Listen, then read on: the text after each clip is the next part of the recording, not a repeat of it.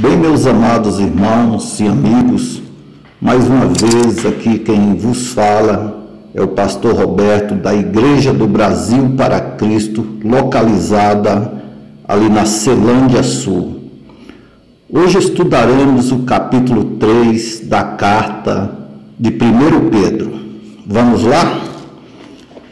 A palavra de Deus, ela nos relata no primeiro versículo do capítulo 3, semelhantemente, vós mulheres, sede sujeitas ao vosso próprio marido, para que também, se algum não obedece à palavra, pelo procedimento de sua mulher, seja ganho sem palavras. Começamos, meus amados, a analisar este primeiro versículo. A palavra de Deus pede a sujeição da mulher. Tem pessoas que levam por outro lado essa sujeição. Essa sujeição que o Senhor pede é de acordo com a palavra de Deus. Não é de qualquer jeito, de uma maneira ímpia. Tudo de acordo com a palavra de Deus é feito com amor.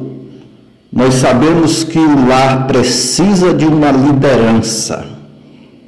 E o Senhor escolheu o homem para ser o líder do lar. Já pensou um lar sem liderança? Ficaria um lar bagunçado, né? Então a Bíblia pede essa sujeição no amor ágape, o amor de Deus.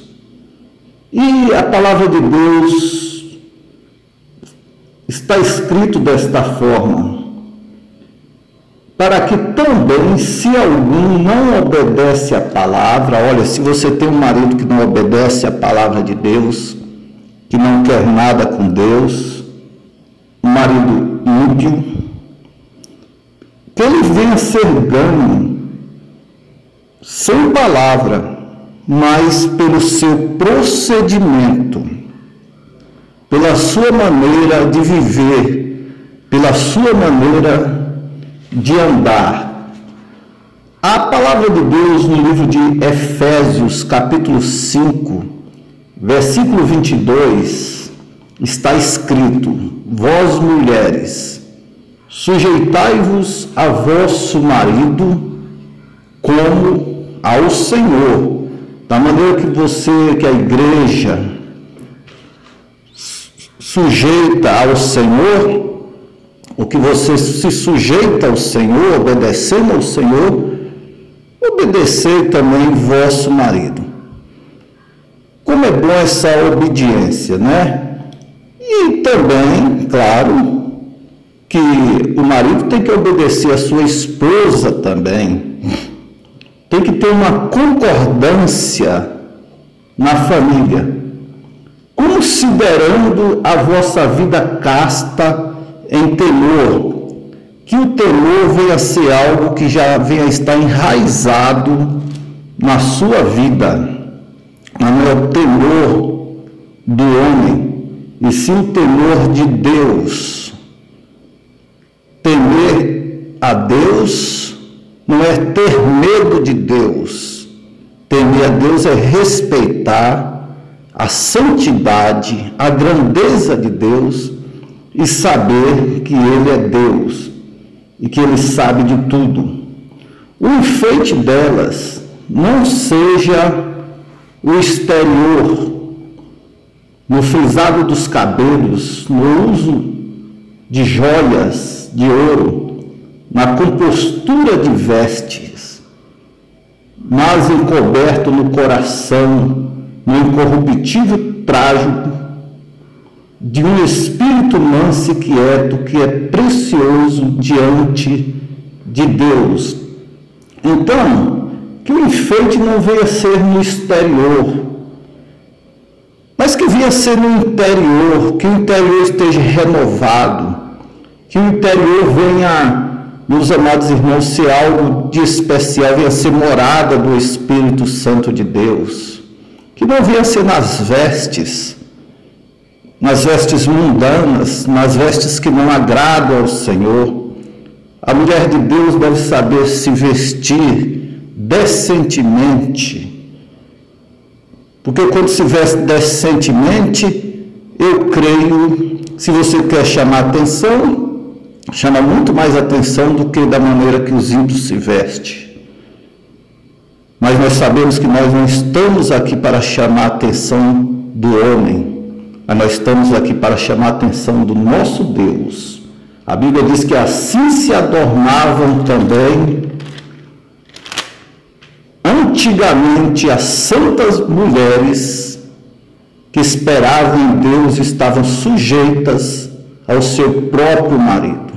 As mulheres de hoje da igreja, eu creio que esperam o Senhor Jesus Cristo, devem se adornar, se vestir bem, obedecer a palavra de Deus, e que o lar venha a ser um lar de paz, não um lar de guerra, porque Jesus está voltando.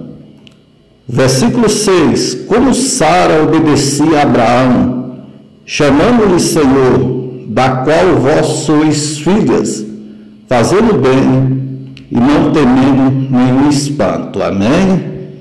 Creio que as mulheres de hoje também servem ao Senhor em espírito e em verdade. E, meus amados, eu falo uma coisa, as igrejas estão cheias de mulheres guerreiras, de mulheres de oração, de mulheres que buscam o Senhor.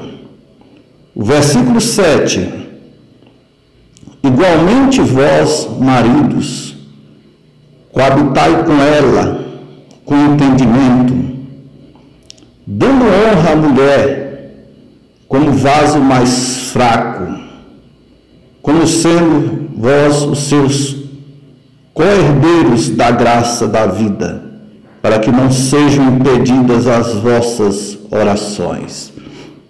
Coabitai, viver com ela. Esse coabitar aqui é viver como marido e mulher de modo íntimo.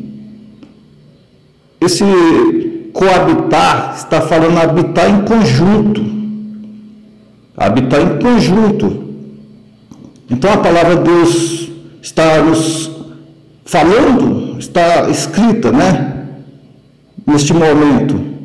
Coabitai com elas com entendimento, viver com elas com entendimento, dando honra à sua mulher, como vaso mais fraco. Então você é o cabeça da casa. Coabitai com entendimento, dando honra à mulher. A palavra de Deus, no livro de Efésios 5:28, está escrito: assim deve os maridos amar sua própria mulher, como a seu próprio corpo. Quem ama a sua mulher, ama-se a si mesmo. Então aqui está, meus amados, os maridos devem amar sua própria mulher.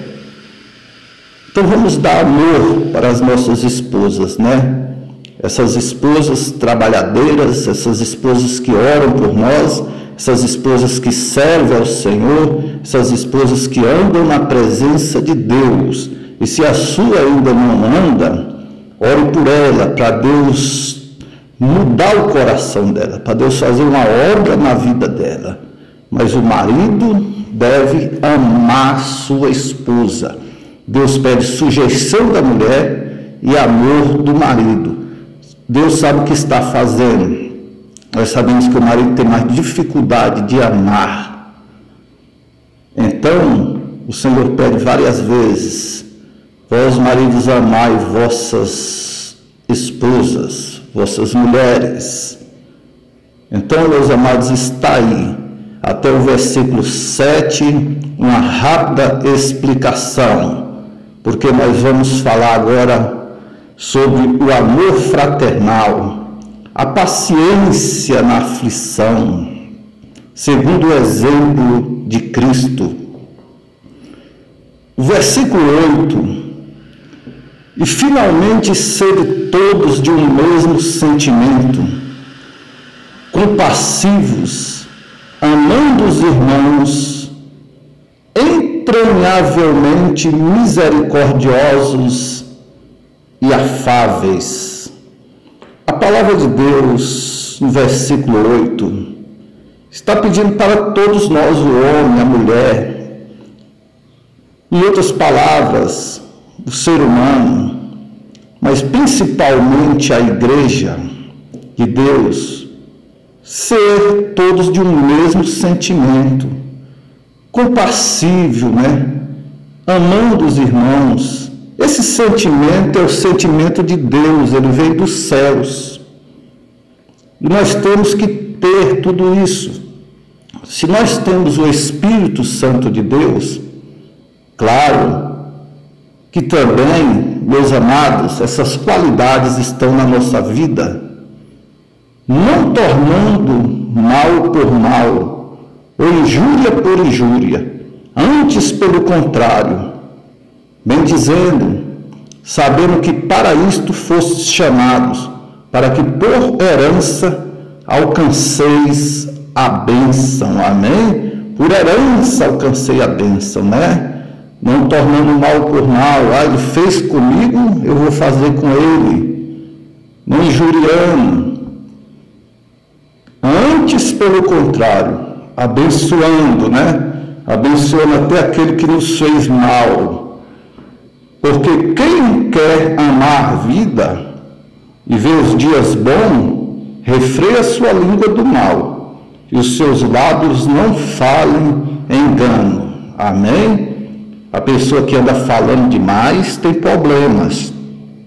A pessoa que anda falando demais só anda atribulada, só anda cheio de problemas, só anda com o coração amargurado. Então, aparte-se do mal e faça o bem. Busque a paz e busque a paz. Siga em nome de Jesus. Amém? Em nome de Jesus. A palavra de Deus, meus amados irmãos, continuando aqui nesse estudo maravilhoso, estudo abençoado, ela nos relata aqui no versículo 12 de 1 Pedro 3, porque os olhos do Senhor estão sobre os justos e os seus ouvidos atentos às suas orações. Mas o rosto do Senhor é contra os que fazem males. Aqui nós entendemos que os olhos, Deus vê todas as coisas, E principalmente os olhos do Senhor estão sobre os justos, não é verdade? Olha que maravilha. Além dos olhos do Senhor estar sobre nós, a igreja, o Senhor também está atento às nossas orações. Mas o rosto do Senhor é contra aqueles que fazem o mal, Então é bom ficar sabendo disso, que Deus vê todas as coisas. E qual é aquele que vos fará mal se fordes zelosos do bem? Então eu tenho certeza que se nós formos zelosos pelo bem, ninguém vai nos perseguir. Vamos ter perseguições, mas vamos ter também as mãos do Senhor ao nosso lado, que nos vai livrar de todas as coisas. Aqui, meus amados, o versículo 14, mas também se padecerdes por amor da justiça, sois bem-aventurados, e não temais com medo deles, nem vos turbeis. Antes santificai a Cristo como Senhor em vosso coração, e estáis sempre preparados para responder com mansidão e temor a qualquer que vos pedir a razão da esperança que há em vós. A palavra de Deus no Evangelho de Mateus, capítulo 5, versículo 10, está escrito: bem-aventurados os que sofrem perseguição por causa da justiça, porque deles é o reino dos céus, porque deles é o reino dos céus. Então está falando aí da bem-aventurança, daqueles que sofrem perseguição por causa da justiça. Nós sabemos que nós sofremos perseguição, somos injuriados, mas nós sabemos que algo de especial está nos esperando, né? Os céus, para morar ao lado do nosso Senhor e Salvador Jesus Cristo. Mas passou Jesus aqui por nós, não é verdade?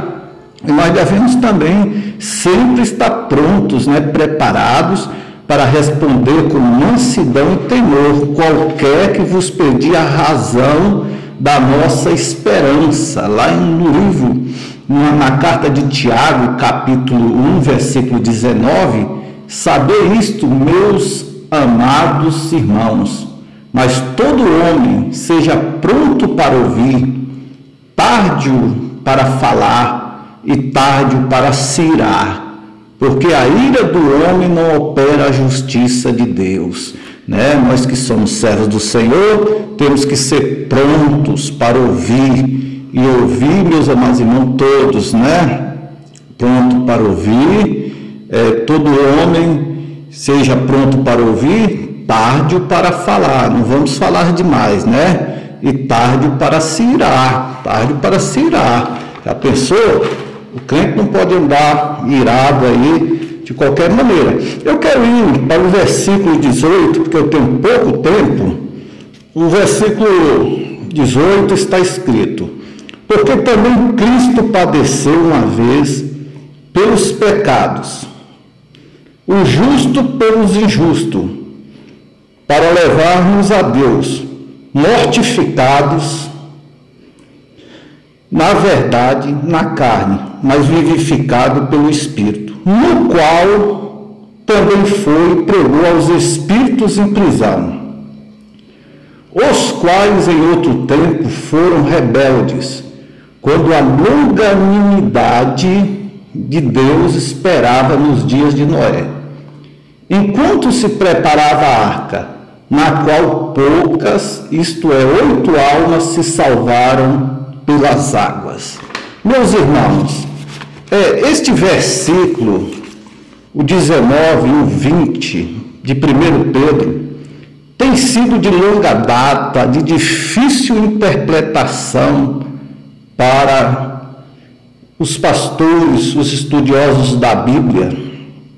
Mas eu creio que o versículo 20 responde o 19. Podemos ver que Pedro estava falando de almas, não de demônios aprisionados. Creio que foi uma proclamação ali da vitória, não uma pregação. O que aconteceu depois que Jesus foi ali, ninguém sabe. Homem nenhum no mundo sabe, porque não está escrito o que aconteceu depois da ida do Senhor lá. Existem muitas interpretações, mas existe outra que condiz melhor. É que Cristo, pelo Espírito Santo, proclamou através da pregação de Noé, segundo Pedro 2,5, uma mensagem de advertência àquela geração desobediente que agora está no Hades, esperando o juízo final. Esta interpretação condiz melhor com o contexto bíblico, aludindo ao povo desobediente e perdido dos dias de Noé. Esta interpretação estaria em harmonia com a declaração de Pedro que o Espírito de Cristo falou em tempos passados através dos profetas, segundo Pedro 1, 20 e 21. Nem este texto, nem 1 Pedro 4, 6, ensina que os perdidos terão uma segunda oportunidade de salvação depois da morte. Depois da morte vem o juízo, Hebreus 9, 27, e com ele o destino eterno, sem qualquer mudança no seu estado, Lucas 16, 26.